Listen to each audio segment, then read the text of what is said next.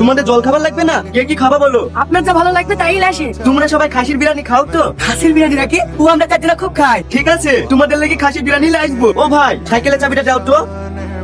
এলো ভাই। এই শফিক, মাংসের পিস গুলো তাহলে মোটা মোটা হয়।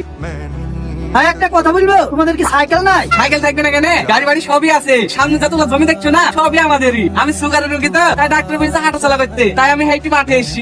তোরা বিশাল বলবো। চুপ কর, আজকে 1000 টাকা পুরস্কার চাবো। 1000 টাকা চাবো কেন? 1010 টাকা চাবো, বিড়ি কিনে হয়ে যাবে। হ্যালো, কি হইলো বল? ঠিক আছে, আমি এক্ষুনি আসছি। ভাই তোমাদের সাইকেল চাবিটা দেখি, ওই একা বিরিয়ানি নিয়ে আসতে পারছে না। এই লেন চাবি ভাই।